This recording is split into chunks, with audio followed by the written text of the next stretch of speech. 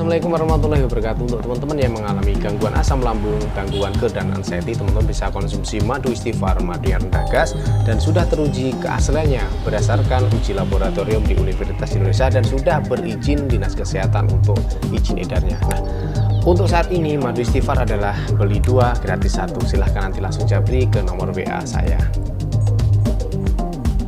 Halo, assalamualaikum warahmatullahi wabarakatuh, sahabat GERD anxiety dimanapun teman-teman berada. Jumpa lagi dengan saya Yogi Marta di channel ini ya. Untuk teman-teman yang baru menemukan channel ini ataupun video-video di channel ini, jangan lupa untuk klik subscribe dan nyalakan tanda loncengnya supaya teman-teman semuanya tidak ketinggalan informasi-informasi terbaru ataupun video-video terbaru, live streaming terbaru dari channel ini.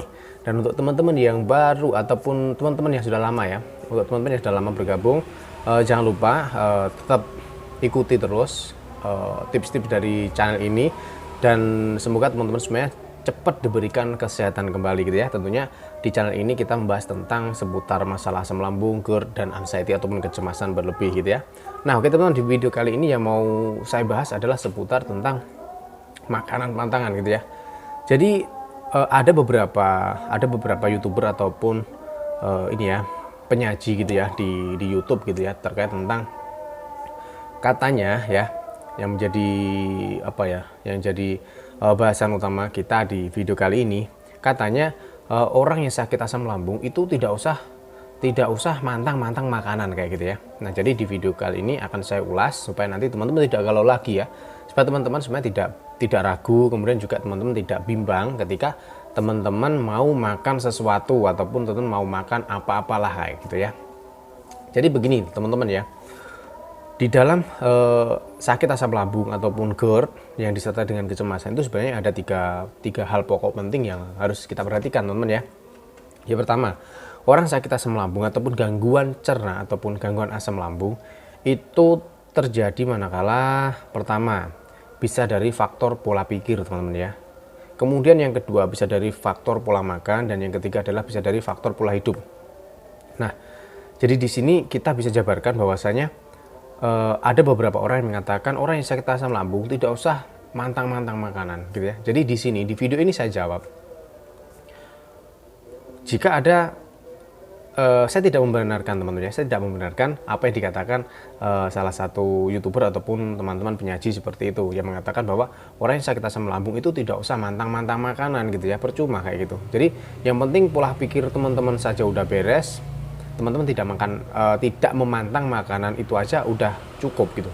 Itu menurut beberapa orang gitu ya. Tapi di sini saya tegaskan bahwasanya ketika teman-teman mengalami masalah gangguan asam lambung, masalah GERD yang disertai dengan kecemasan, tentunya teman-teman harus tetap menjaga pola makan teman-teman ya. Jadi teman-teman tidak usah bingung ya. Teman-teman tidak usah galau, teman-teman tidak usah bingung, ragu dan sebagainya.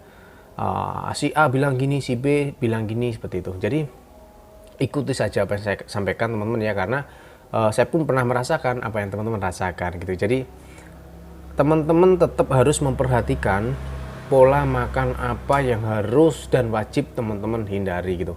Karena seperti yang saya katakan kemarin teman-teman ya, orang yang sakit asam lambung dan sudah sembuh itu tidak menutup kemungkinan mereka ini untuk kambuh. Toh saya sendiri dulu pernah kambuh gitu, padahal saya sudah sembuh dan saya pernah kambuh. Kambuhnya karena apa? Karena makanan gitu.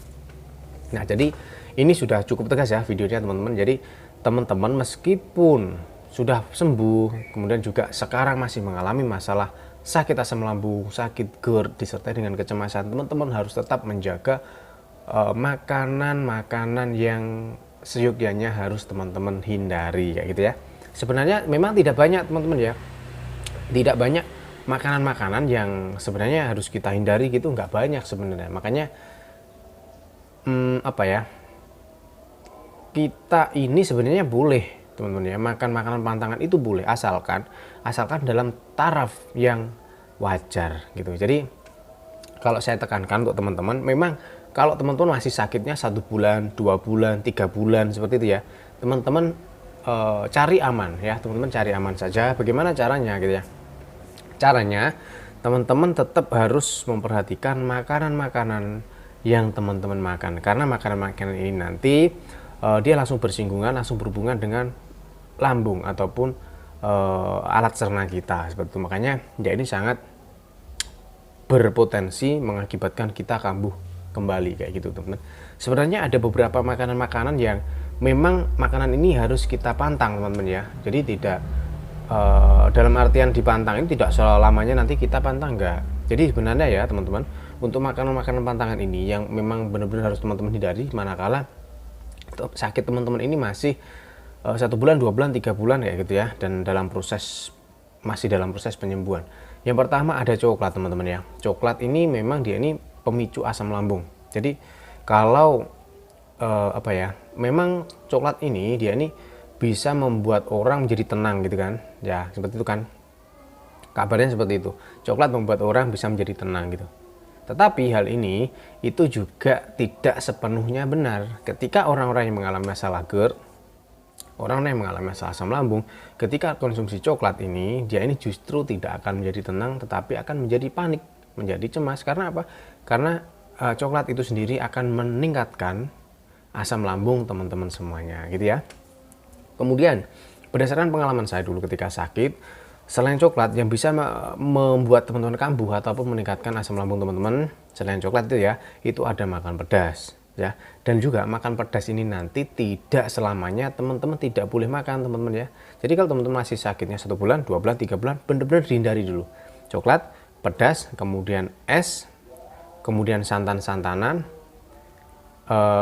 kemudian goreng-gorengan yang terlalu berminyak banget kayak gitu ya teman-teman. Kemudian ada ayam lodo gitu ya, kemudian ada ketan, beras ketan itu ya, yang lengket seperti itu. Kemudian kalau buah-buahan ya ada semangka, ada durian, ada jengkol, pete kayak gitu ya teman-teman. Nah itu sebenarnya nggak terlalu banyak teman-teman ya. Jadi saya yakin teman-teman bisa memantang makan makanan itu gitu ya. Jadi nanti kalau teman-teman sudah ketika teman-teman sudah mulai enak tubuhnya ya, udah mulai nggak gemeteran, udah mulai nggak sesak napas, kemudian juga udah mulai nggak merasakan sesuatu yang aneh-aneh kayak gitu. Nah itu bisa dikatakan bahwa pencernaan teman-teman sudah mulai normal kembali, dan itu tandanya teman-teman sudah boleh mencoba mencicipi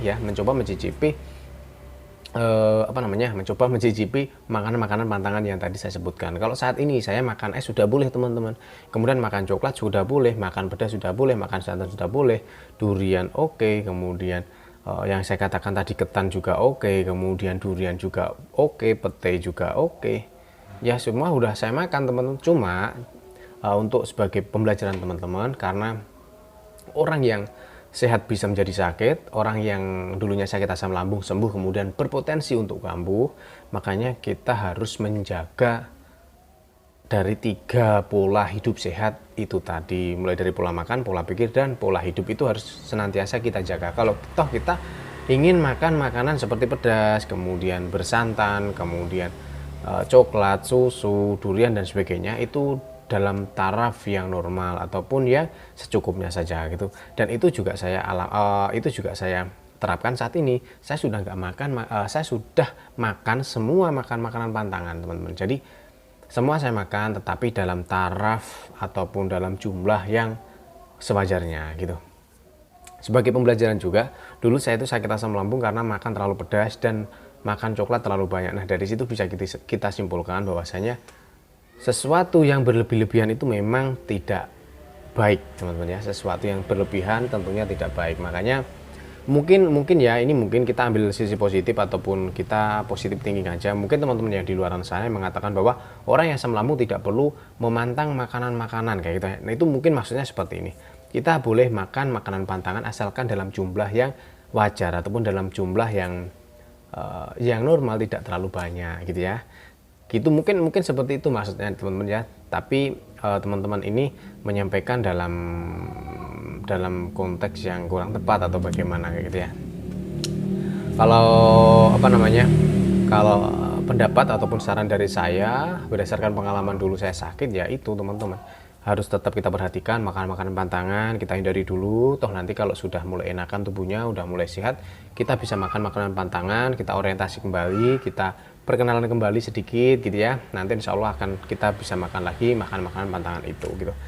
Dan memang begini teman-teman ya, ketika kita sakit asam lambung itu tidak menutup kemungkinan, dan saya yakin, saya percaya bahwasanya kita pasti takut makan ini, kita takut makan itu, dan jadinya kita ini seperti orang fobia, mau makan apa-apa kita selalu bertanya, ini boleh nggak, ini boleh nggak, ini boleh nggak, ini boleh nggak. Padahal udah saya jelaskan juga bahwasanya makanan-makanan yang pantangan itu nggak terlalu banyak teman-teman. Jadi selain itu makan aja gitu ya.